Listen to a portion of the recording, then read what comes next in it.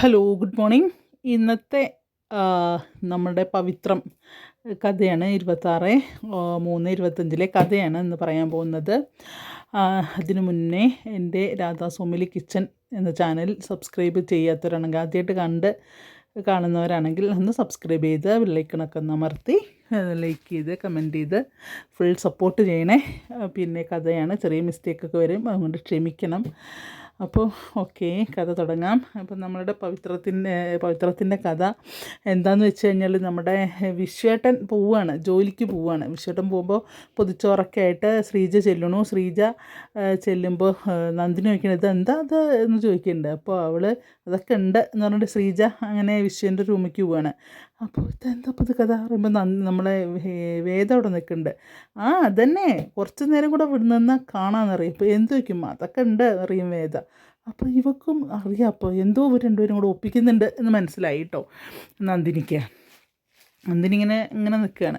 അത് കഴിഞ്ഞ് റൂമിലേക്ക് ചെല്ലുമ്പോൾ നമ്മുടെ വിശ്വനൊക്കെ ഇങ്ങനെ നല്ല കുട്ടപ്പനായി, നല്ല എക്സിക്യൂട്ടീവ് വേഷത്തിലൊക്കെ ഇങ്ങനെ നിന്ന് മുടിയൊക്കെ ചെയ്യും. അപ്പോൾ നന്നായിട്ടുണ്ടല്ലോ എന്നറിയും. അപ്പോൾ അറിയാം, അതെ നമ്മുടെ വേദ പറഞ്ഞ കമ്പനിക്ക്, വേദയുടെ കൂട്ടുകാരിയുടെ ഭർത്താവിൻ്റെ കമ്പനിയല്ലേ ഇപ്പോൾ നമ്മൾ പോണത്, മോശമാകാൻ പാടില്ലോ, നല്ല ടിക് ടോപ്പിൽ തന്നെ പോകണ്ടേ എന്നൊക്കെ പറയും. അപ്പോൾ അറിയാം നന്നായിട്ടുണ്ട് എന്നൊക്കെ പറയും. അപ്പോൾ ഇത് ഭക്ഷണമാണ്, ഉച്ചയ്ക്ക് കഴിക്കാനുള്ള ഭക്ഷണം പറഞ്ഞിട്ട് ബാഗിലേക്ക് 2 പഴം വെച്ചിട്ടുണ്ട്, 4 മണിക്ക് കഴിക്കണേന്ന് പറയുമ്പോൾ എന്നറിയും. അത് കഴിഞ്ഞ് പാവം ശ്രീജയുടെ സാരിയുടെ കോന്തലക്കിൽ കെട്ടി വെച്ചിട്ടുണ്ടാവും കുറച്ച് പൈസ, ഒരു 120 രൂപ ഉണ്ട്, എന്തെങ്കിലും ആവശ്യം വന്നാലോ, ഇത് പലപ്പോഴായിട്ട് ഓരോന്നിനും ചിലവാക്കിയതിൻ്റെ ബാക്കി എടുത്ത് വെച്ചതാണ് എന്ന് പറഞ്ഞിട്ട് അതും കൊടുക്കുകയാണ്. അപ്പോൾ അത് വാങ്ങും കേട്ടോ. അപ്പോൾ അങ്ങനെ നോക്കും, പിന്നെ വിഷയം അങ്ങനെ നോക്കുകയാണ്. അപ്പോൾ പറയും ഇതെങ്കിലും ശരിക്കും നിന്ന് പോകണം, എന്ത് പ്രശ്നം ഉണ്ടെങ്കിലും. പിന്നെന്താ ഞാൻ നിൽക്കും എന്നൊക്കെ പറയും. പിന്നെ മനസ്സിൽ പക്ഷേ വേറെയാണ്, നിന്ന് പോയാൽ കൊള്ളാം തന്നെയാണ് മനസ്സിലും. പക്ഷേ കാരണം അയാൾ 5-6 ജോലിക്ക് പോയിട്ട് അവിടെ നിന്നൊക്കെ കുറച്ച് ദിവസം കഴിയുമ്പോൾ തിരിച്ച് പോകുന്ന ആളാണ്. അതുകൊണ്ടാണ് എല്ലാവർക്കും ഭയം അയാളുടെ കാര്യത്തിൽ. അപ്പോൾ പറയും തീർച്ചയായിട്ടും ഞാൻ ഈ ജോലിക്ക് പോകും, നമുക്ക് നമ്മുടേതായിട്ടുള്ള ഇത് വേണ്ടേ, നമുക്കൊരു ജീവിതം വേണ്ടേ, നീ ഒരുപാട് കഷ്ടപ്പെടുന്നുണ്ടെന്ന് എനിക്ക് അറിയാം എന്നൊക്കെ പറഞ്ഞ് ശ്രീജി അങ്ങോട്ട് സുഖിപ്പിക്കുക. അപ്പോൾ പാവം അത് വിശ്വസിക്കുകയും ചെയ്യും കേട്ടോ. ഓക്കെ, അത് കഴിഞ്ഞ് എന്ന് ഇറങ്ങാൻ നോക്കാമെന്നറിയാം. അപ്പോൾ അച്ഛനിപ്പോൾ പറമ്പിൽ നിന്ന് വരും, അപ്പോഴേക്കും ഇറങ്ങാൻ നോക്കാമെന്നറിയാണ്. അങ്ങനെ വരുമ്പോഴേക്കും അച്ഛനും അമ്മയും കാണാൻ അങ്ങനെ വരുന്നു. അച്ഛൻ്റെ കയ്യിലൊരു കൈക്കോട്ടുണ്ടാവും. അപ്പോൾ പറയും ഇപ്രാവശ്യം, അപ്പോൾ മോളെ വേദേ എന്നറിയും. അപ്പോൾ വേദ അവിടെ നിൽക്കുന്നത്. അപ്പോൾ വേദ ഇത് അങ്ങോട്ട് അടുക്കളയ്ക്ക് വെച്ചോളൂ, ഒരു പ്ലേറ്റിൽ പാവയ്ക്കും പടവലങ്ങയൊക്കെ ആയിട്ടാണ് വരുന്നത്. അപ്പോഴേക്കും നന്ദിനി ചായയും കുടിച്ച് അവിടെ ഇരിക്കുന്നുണ്ട്. അപ്പോൾ വിനായകൻ ഇങ്ങനെ ലോട്ടറി നോക്കുകയാണ്. എന്നറിയാം. അപ്പോൾ ഒന്നുമില്ല അല്ലേ എന്ന് നോക്കി നന്ദിനി. ഒന്നും അടിച്ചില്ല എന്നറിയും. അപ്പോഴേക്കും കാണാം കമലമ്മ ഈ പ്ലേറ്റ് കൊടുക്കുമ്പോഴേക്കും ചാടി നന്ദിനി പോയിട്ട് അതിങ്ങോട്ട് വാങ്ങിക്കൊണ്ട് വരും. വാങ്ങി വന്നിട്ട് ഞാൻ കൊണ്ടുവച്ചോളാം അമ്മേ എന്നറിയും. അപ്പോൾ പറയും ഇപ്രാവശ്യം എല്ലാം മോശമാണ്, പാവയ്ക്കൊക്കെ പോയിട്ടുണ്ട്. അപ്പോൾ പറയും മുളക് ഇതിൻ്റെ ഈ മരുന്ന് അടിക്കണം എന്ന് പറയും, എന്തിൻ്റെ വേപ്പില കഷായം, അത് അടിക്കേണ്ടതായിരുന്നു, അതാരും ചെയ്തില്ലല്ലോ, അതിനും എൻ്റെ കൈ തന്നെ വേണ്ടേ എന്നറിയും. വിനയം ഇങ്ങനെ നോക്കുക. അപ്പോൾ കാരണം ആരും ചെയ്യില്ല, ആരും ഒരു കാര്യം ചെയ്യാറില്ല, അപ്പോൾ അതിനും ഇപ്പോൾ എൻ്റെ കൈ തന്നെ എത്തണ്ടേ എന്നൊക്കെ ഇങ്ങനെ മാഷ് പറയുകയാണ്. അത് കഴിഞ്ഞ് നമ്മുടെ നന്ദിനി ഈ പാത്രമായിട്ട് അടുക്കളയ്ക്ക് ഇങ്ങനെ ചെല്ലുന്ന സമയത്ത്, അകത്തേക്ക് കയറുന്ന നേരത്താണ് നമ്മുടെ വിശ്വം അങ്ങോട്ട് ഇറങ്ങി വരുന്നത്. അപ്പോൾ എന്നിട്ട് തിരിച്ചങ്ങനെ വിനേട്ട നോക്ക് ഇതെന്താ നോക്ക് എന്നറിയും. അപ്പോഴേക്കും എല്ലാവരും ഇങ്ങനെ അന്തം വിട്ട് ഇങ്ങനെ നോക്കുകയാണ്. അപ്പോൾ ഇതെന്താ പിന്നെ വിശ്വേട്ടാ, പിന്നെ എക്സിക്യൂട്ടീവ് വേഷത്തിലൊക്കെ എങ്ങോട്ടാ പോണേ എന്നൊക്കെ ചോദിക്കുകയാണ് നന്ദിനി. അപ്പോൾ ശ്രീജ പാവ ചിരിയോടുകൂടി ഇങ്ങനെ വരുന്നുണ്ട് കേട്ടോ. അതിൽ പറയും അതൊക്കെ. അപ്പോൾ നന്ദി വേദിനൊക്കെ വേദം ഇങ്ങനെ ചിരിക്കും നിന്നിട്ട്. അപ്പോൾ കമലി എല്ലാവരും ഇങ്ങനെ നോക്കുക അന്തം വിട്ട്. അപ്പോൾ മാഷ് എടുത്ത വഴിക്ക് പറയും വല്ലയിടത്തേക്ക് ഇൻ്റർവ്യൂ നാടകം കളിക്കാവും. കാരണം എവിടെയെങ്കിലും ഇൻ്റർവ്യൂ എന്ന് പറഞ്ഞിട്ട് പോവുക, പോക്കറ്റ് മണി വാങ്ങുക, തിരിച്ചും കറണ പോലെ ഇൻ്റർവ്യൂവിന് അറ്റൻഡ് ചെയ്യുക, അതായിരുന്നു അയാൾ ചെയ്തുകൊണ്ടിരുന്നിരുന്നത്. അത് അറ്റൻഡ് ചെയ്യാതിരിക്കുക, ഇതൊക്കെ തന്നെയല്ലേ പണി, അതിന് വല്ലതും ആവും എന്ന് പറയുമ്പോൾ നമ്മുടെ ശ്രീജ എടുത്ത വഴിക്ക് പറയും അല്ല അച്ഛാ ഇപ്പോൾ ജോലിക്കായിട്ട് തന്നെയാണ് പോണത് പറയുമ്പോൾ ഓഹോ എന്ന് പറയും മാഷ് ഒരു പുച്ഛം പോലെ. അപ്പോൾ പറയും അതെ, അച്ഛൻ എന്നെ അനുഗ്രഹിക്കണം എന്നൊക്കെ പറയും. എന്തിനനുഗ്രഹം, നീ ആദ്യം പോയിട്ട് വാ, ഞാൻ നോക്കട്ടെ, നീ അവിടെ സ്ഥിരമായിട്ട് നിൽക്കുമെന്ന്. അത് ഒരാഴ്ച കഴിയുമ്പോൾ സ്റ്റീലിൻ്റെ ശബ്ദമാണ്, സ്റ്റീലും ഇരുമ്പും കൂടെ വരുമ്പോൾ തീ പാറുക എന്നൊക്കെ പറഞ്ഞതൊക്കെ ബുദ്ധിമുട്ടാണ് പറഞ്ഞ് നീ തിരിച്ചു വരുമല്ലോ എന്ന് നമുക്ക് അറിയില്ലല്ലോ, കാരണം ഇങ്ങനെയൊക്കെ തന്നെയാണ് അയാളുണ്ടാക്കി പോയിട്ട് തിരിച്ച് പോകുന്നത്. അപ്പോൾ അതില്ല അച്ഛാ, ഞാൻ സ്ഥിരമായിട്ട് നിൽക്കും. കാണാൻ നോക്കട്ടെ, പ്രൊബേഷണറി പീരീഡിൽ മാനേജർമാർ നോക്കുന്ന പോലെ ഞാനും നോക്കട്ടെ, നീ നിൽക്കുമല്ലേ, അതിന് ശേഷം അതിൽ അനുഗ്രഹമൊക്കെ എന്നൊക്കെ പറയും. അപ്പോൾ കമല പറയും, മാഷേ അതല്ല, അവൻ നല്ല മനസ്സോടു കൂടി പോകാൻ ഇറങ്ങിയതല്ലേ, അത് മാഷ അനുഗ്രഹിക്കറുമ്പോൾ അനുഗ്രഹമൊക്കെ ഉണ്ടോ, ഞാൻ പറഞ്ഞു എന്ന് മാത്രം, ഒന്ന് സോഫ്റ്റായിട്ടാണ് പറയുന്നത്. അവൻ പോയിട്ട് വരട്ടെ, നീ പോയിട്ട് വാടാ എന്ന് പറയും. അത് കഴിഞ്ഞ് മാഷ അങ്ങോട്ട് കയറി പോകും കേട്ടോ. അപ്പോൾ അത് കഴിഞ്ഞിട്ട് ഇങ്ങനെ ചിരിക്കുകയാണ്. അപ്പോൾ പറയും, നീ പോയിട്ട് വാ, അച്ഛനൊരു വിഷമമില്ല, അച്ഛന് സന്തോഷമില്ല, അച്ഛൻ്റെ ശബ്ദത്തിൽ നിന്ന് എനിക്കറിയാം എന്നങ്ങനെ പറയുകയാണ് കമലാമ്മ. മോൻ പോയിട്ട് വാ എന്നൊക്കെ അങ്ങനെ പറയും. അപ്പോൾ ശ്രീജേടത്തിയൊക്കെ ഇങ്ങനെ നിൽക്കുന്നുണ്ട്, എല്ലാവരും നിൽക്കുന്നുണ്ട്. അത് കഴിയുമ്പോഴേക്ക് നമ്മളെ വിക്രം മാഷ് പോണ സമയം നോക്കി വിക്രം ഇറങ്ങി വരിക കേട്ടോ. അപ്പോൾ ചിരിച്ചിട്ടാണ് വരുന്നത്. അപ്പോൾ പറയടാ, ഞാൻ അങ്ങോട്ട് വരാമായിരുന്നു എന്ന് പറയും. അപ്പോൾ വേണ്ട കേട്ടോ, ഞാനതല്ലേ അച്ഛൻ്റെ സംഭാഷണം കേട്ട് ഞാൻ മിണ്ടാണ്ട് നിന്ന്, അവർ പൊട്ടിത്തെറി പ്രതീക്ഷിച്ചു, എന്തായാലും അതുണ്ടായില്ല, ചെറിയ കുറച്ച് ഡയലോഗിൽ നിർത്തിയില്ലേ അച്ഛൻ എന്ന് പറയുമ്പോൾ, അച്ഛൻ്റെ സ്വഭാവം അറിയില്ല, അത് കുഴപ്പമില്ല, വിശേഷം പോയിട്ട് വാ എന്നറിയും. അങ്ങനെ കൈയൊക്കെ പിടിച്ചിട്ട് ഇതാക്കും, പോയിട്ട് വാ എന്നൊക്കെ അങ്ങനെ പറയും.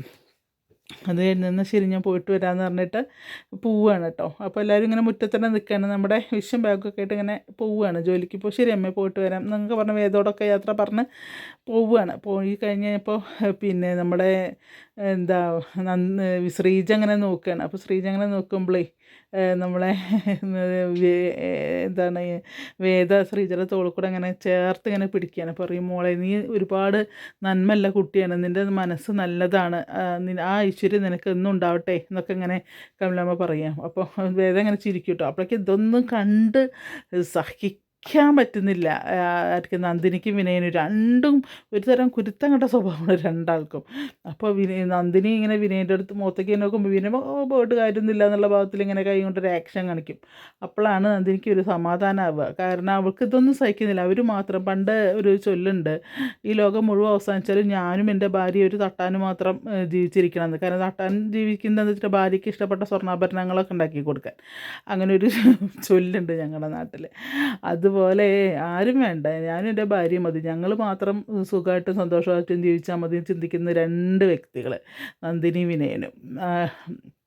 അങ്ങനെ അത് കഴിഞ്ഞ് പിന്നെ അങ്ങനെ വിഷം പോയി, എല്ലാവരും അങ്ങനെ പിരിയണം. അത് കഴിഞ്ഞ് നന്ദിനിക്കൊരു സമാധാനമില്ല കേട്ടോ.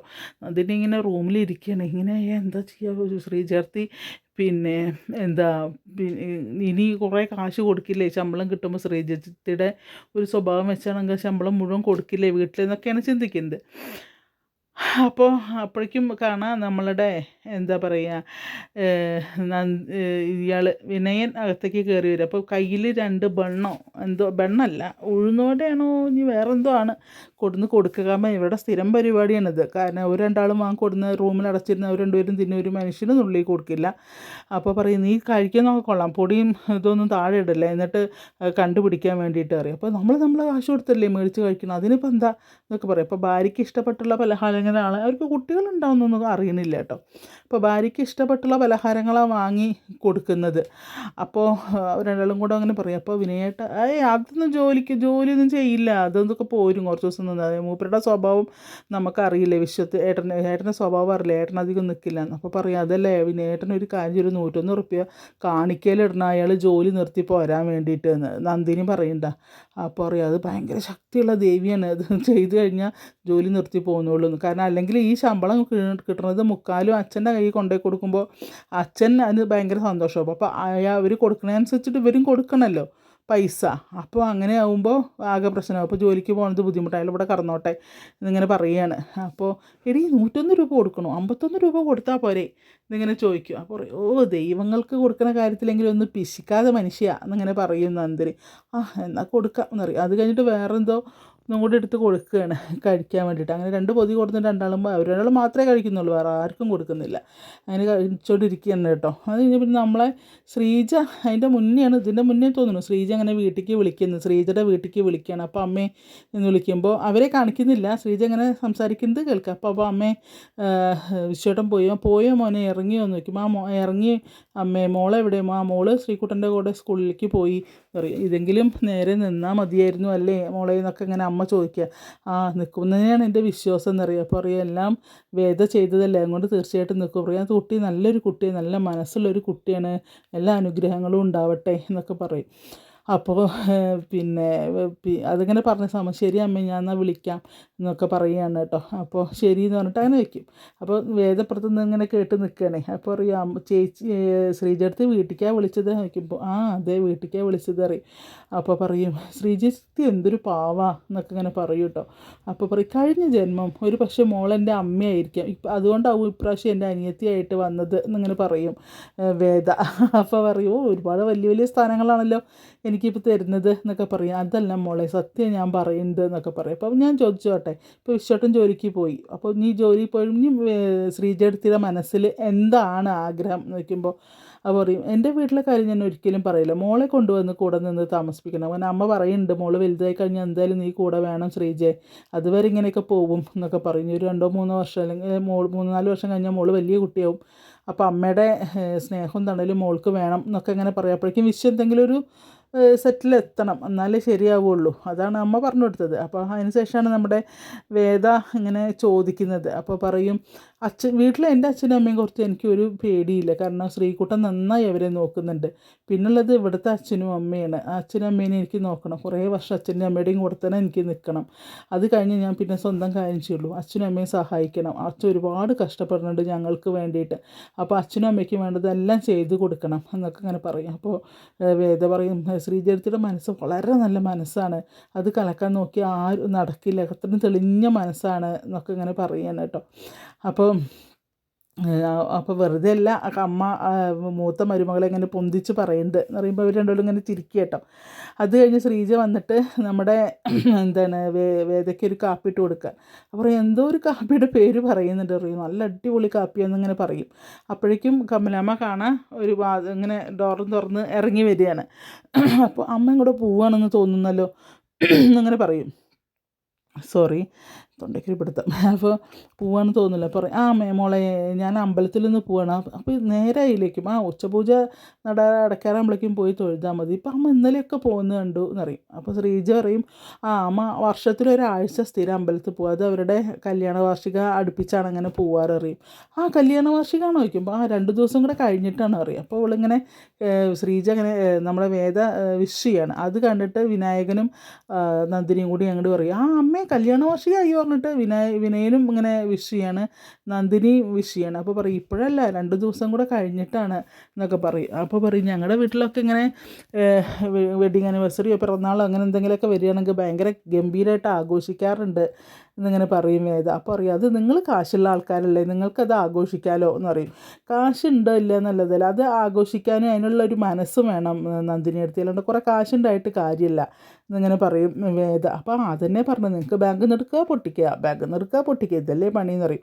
അപ്പോൾ എല്ലാവരും കൂടെ ഒരുമിച്ചിരുന്ന് ഭക്ഷണം കഴിക്കുന്നതോ ഒരു കേക്ക് മുറിക്കുന്നതോ ഇതൊക്കെ ആണെങ്കിൽ തന്നെയും അത് ചെയ്യാനുള്ളൊരു മനസ്സ് വേണം. അപ്പോൾ കുറേ പൈസ ഉണ്ട് എന്ന് വെച്ചാൽ ആഘോഷിക്കണം എന്നില്ല എന്നൊക്കെ ഇങ്ങനെ പറയുകയാണ് കേട്ടോ. അപ്പോൾ ഇവിടെ നീ ആഗ്രഹം കൊണ്ട് പിന്നെ ഇവിടുത്തെ അച്ഛൻ്റെ അടുത്ത് ചെന്ന് കഴിഞ്ഞാൽ അച്ഛൻ എന്താ നിന്നോട് പറയാൻ പോകുന്നതെന്ന് എനിക്കിപ്പോഴേ അറിയാം എന്ന് പറയും. അപ്പോൾ നന്ദിനീനെ അങ്ങനെ നോക്കുകയാണ് അപ്പോൾ വേദ. അപ്പോൾ അമ്മ പറയും അത് ശരിയാ മോളെ, അച്ഛൻ എന്താ ചിന്തിച്ചുണ്ടാക്കുകയെന്ന് നമുക്ക് പറയാൻ പറ്റില്ല, അതുകൊണ്ട് അത് വേണ്ട എന്നിങ്ങനെ പറയുകയാണ് കേട്ടോ. അങ്ങനെ അതിനെപ്പറ്റിയൊന്നും മോളിപ്പോൾ ആലോചിക്കേണ്ട എന്നൊക്കെ പറയാണ്. അത് കഴിഞ്ഞ് എന്നാൽ ശരി ഞാൻ പോയിട്ട് വരാറുണ്ട് അമ്മ പോവുകയാണ് കേട്ടോ. അത് കഴിഞ്ഞ് പിന്നെ നമ്മളെ വേദ വിക്രമിൻ്റെ റൂമിലേക്ക് ചെല്ലും. അപ്പോൾ വിക്രം ഷർട്ട് ഇങ്ങനെ ഇടുന്ന സമയത്താണ് ചെല്ലുക. അപ്പോൾ നിനക്ക് ഇത്രയും വിവരവും വിദ്യാഭ്യാസം ഉണ്ടായിട്ട് ഒരു റൂമിലേക്ക് കയറി ചെല്ലുമ്പോൾ വാതിലിന് മുകളിലൊന്ന് തട്ടിക്കൂടെ എന്ന് വയ്ക്കും. അപ്പോൾ വേദ പറയും അതിൻ്റെ ആവശ്യം എന്താ, നിങ്ങളെങ്ങടെ പോണേന്നൊക്കെ ചോദിക്കും. അപ്പോൾ പറയും നിനക്ക് ഇത്രയും വിദ്യാഭ്യാസം ഇല്ലേ അങ്ങനെ എങ്ങനെയെന്ന് പറഞ്ഞിട്ട് അവർ തമ്മിലുള്ളൊരു കോമ്പിനേഷൻ സീനാണ്. അപ്പോൾ പറയും നിങ്ങളോട് ഞാനൊരു കാര്യം ചോദിക്കാൻ വേണ്ടി വന്നതാണ് അറിയും. എന്താണ് അറിയാം. അപ്പോൾ പോകാൻ നിൽക്കുമ്പോൾ വേഗം ബൈക്കിൻ്റെ കീ എടുത്ത് നമ്മുടെ വേദ കൈ പിടിക്കുക, ഞാൻ പറയുന്നത് കേട്ടിട്ട് പോയാൽ മതി അറിയും. അപ്പോൾ പറയും നിനക്കെന്താ അറിയേണ്ടത് എന്ന് വയ്ക്കും. അപ്പോൾ പറയും ഞാൻ പറയാം, ഞാൻ ഒരു കാര്യം ചോദിക്കുക, നിങ്ങളവിടെ ഇരിക്കുക പറയും. അങ്ങനെ അവിടെ പോയിരിക്കും. നിങ്ങളുടെ സ്നേഹം എന്നാൽ എന്താണെന്ന് വയ്ക്കും. അപ്പോൾ അവിടെ നിന്ന് നീച്ചിട്ട് വരും. സ്നേഹം എന്താണെന്ന് വെച്ച് കഴിഞ്ഞാൽ എന്താ സ്നേഹം. അപ്പോൾ പറയും ആണും പെണ്ണും തമ്മിലുള്ള സ്നേഹമല്ല പറഞ്ഞത്, അച്ഛൻ, അമ്മ, സഹോദരങ്ങൾ, ബന്ധുക്കാർ, അങ്ങനെയുള്ളവരുടെ പരസ്പര സ്നേഹത്തിനെ കുറിച്ചിട്ട് നിങ്ങളുടെ അഭിപ്രായം എന്താണ്? അപ്പോൾ എൻ്റെ സ്നേഹം എന്ന് പറഞ്ഞാൽ ഞാൻ തന്നെയാണ് അറിയും. അതെന്താണെന്ന് ചോദിക്കും. നിൻ്റെ വീട്ടിലെ സ്നേഹം എന്ന് പറഞ്ഞു കഴിഞ്ഞാൽ എന്താ വെച്ചാൽ ഞാൻ അത് പറഞ്ഞുതരാം. അത് വിക്രം പറഞ്ഞ എന്താണ്, തലയ്ക്ക് സുഖമില്ലാത്തൊരു കുട്ടി അവിടെ നിന്ന് ചാടി പുറപ്പെട്ട് ഇവിടെ വന്ന് നിന്നു. അപ്പോൾ നിൻ്റെ അമ്മയും അച്ഛനും നിൻ്റെ ഏട്ടനും മുത്തശ്ശിയും മറ്റുള്ളവരും ഒക്കെ കൂടെ പിന്നെ അവളെ അതിൽ ജെൻറ്റിൽമാൻ ആയിട്ടുള്ളത് മറ്റേ പയ്യനുണ്ടല്ലോ, എന്താണ് ഇവളെ കല്യാണം കഴിക്കാമെന്ന് പറഞ്ഞ ആ പയ്യനുണ്ടല്ലോ, അവൻ മാത്രമുള്ളൂ ജെൻറ്റിൽമാൻ. അപ്പോൾ അവരൊക്കെ കൂടെ നിന്നെ ഇവിടുന്ന് തിരിച്ചു കൊണ്ടുപോകാൻ വേണ്ടി ഒരുപാട് കഷ്ടപ്പെടുന്നുണ്ട്. അതിനു വേണ്ടി പല വഴികളും പ്രയോഗിച്ചു. അപ്പോൾ നീ ചെല്ലുന്നില്ല, ഞാനില്ല എന്ന് പറഞ്ഞ് നീ ഇവിടെ നിൽക്കുകയാണ്. അപ്പോൾ നിന്നെ കൊണ്ടുപോകാൻ വേണ്ടി അവർ ശ്രമിക്കുന്നുണ്ട്. അതിനാണ് സ്നേഹം എന്ന് പറയുക. ഓക്കെ, അത് എൻ്റെ വീട്ടിലെ കാര്യം. നിങ്ങളെ വീട്ടിലെ കാര്യമോ എന്ന് ചോദിക്കുകയാണ് വേദ. അതോടെ നിൽക്കട്ടെ. അപ്പോൾ നിങ്ങളെ വീട്ടിലെ കാര്യം പറയാറ്. എൻ്റെ വീട്ടിലെ കാര്യം സ്നേഹം എന്ന് പറഞ്ഞാൽ ഞാൻ തന്നെയാണ്. എങ്ങനെ എന്ന് ചോദിക്കും. അപ്പോൾ പറയും, നിങ്ങൾ പിന്നെ ഞാൻ എൻ്റെ വീട്ടിൽ എന്നെ അച്ഛൻ ചീത്ത പറയുന്നുണ്ട്, വഴക്ക് പറയുന്നുണ്ട്, എനിക്ക് തരുന്ന ഭക്ഷണത്തിന് കണക്ക് പറയുന്നുണ്ട്, എല്ലാം ചെയ്യുന്നുണ്ടെങ്കിലും വൈകുന്നേരങ്ങളിൽ ഞാൻ തിരിച്ച് എൻ്റെ ഈ വീട്ടിൽ വരുമ്പോഴും വരുന്നുണ്ട് ഞാൻ ഇവിടുത്തെ ഭക്ഷണവും കഴിക്കുന്നുണ്ട്. എന്നെ അമ്മ ഉണ്ടാക്കി തരുന്ന ഒരു ഉരുള ചോറും ഞാൻ ഉണ്ണുന്നുണ്ട്. അപ്പോൾ എന്നോടുള്ള സ്നേഹം അല്ലേ ഇത് എന്നിങ്ങനെ പറയും. അങ്ങനെയാണോ എന്ന് ചോദിക്കുകയാണ് നമ്മുടെ വേദ. അങ്ങനെ കുഴക്കുന്ന ഓരോരോ ചോദ്യങ്ങൾ ചോദിച്ചുകൊണ്ടിരിക്കുന്നുണ്ട് കേട്ടോ വിക്രമിനോട് വേദ. അപ്പോൾ അങ്ങനെ ആണ് തോന്നുന്നു ഇനി ഇവരുടെ വെഡ്ഡിങ് ആനിവേഴ്സറിക്ക് വേണ്ടിയുള്ള അവൻ്റെ ഡ്രസ്സ് വാങ്ങിക്കൊടുക്കുക. ഇപ്പോഴൊക്കെ എന്തെങ്കിലും അപ്പോൾ നമ്മുടെ വേദ പറയുന്നുണ്ട് അവരുടെ ചെറിയ ചെറിയ സന്തോഷങ്ങൾ, ചെറിയ ചെറിയ സമ്മാനങ്ങൾ കൊടുക്കുക, ഇതൊക്കെ ആവാം അവരുടെ, അതൊക്കെയാണ് സ്നേഹം എന്നൊക്കെ ഇങ്ങനെ പറഞ്ഞ് മനസ്സിലാക്കുന്നുണ്ട്. അപ്പോൾ ഇന്നത്തെ നമ്മളുടെ പവിത്രത്തിൻ്റെ കഥ വളരെ നല്ല രസമുള്ള കഥകളാണ്. കുറേ ഡയലോഗ്സൊക്കെ ഉണ്ട് കേട്ടോ. വെറും സംഭാഷണങ്ങൾ കൂടുതലുള്ളൊരു കഥയാണ് നമ്മുടെ പവിത്രം. അതുകൊണ്ട് ആരും മിസ് ചെയ്യേണ്ട, കാണാൻ നല്ല രസമായിട്ടുണ്ട്. അങ്ങനെ വിശ്വം ജോലിക്ക് പോണതും ഒക്കെ ആയിട്ട് നല്ല രസമുള്ളൊരു എപ്പിസോഡാണ് ഇന്നത്തെ എപ്പിസോഡ്. അപ്പോൾ അതുകൊണ്ട് ആരും അത് മറക്കാതെ കാണുക. അതുപോലെ എൻ്റെ ഈ രാധാസ് ഹോമിലി കിച്ചൺ നിങ്ങൾ പിന്നെ ആദ്യമായിട്ട് കാണുന്നവരെങ്കിൽ ഒന്ന് സബ്സ്ക്രൈബ് ചെയ്യുക, ഓക്കെ, ലൈക്ക് ചെയ്യുക. പിന്നെ ചെറിയ ചെറിയ തെറ്റുകുറ്റങ്ങളൊക്കെ ഉണ്ടെങ്കിൽ ക്ഷമിക്കുക. പിന്നെ വേറെന്താ, എല്ലാവർക്കും ഒരു ശുഭദിനം ആശംസിച്ചിട്ട് നിർത്തുന്നു. Thank you.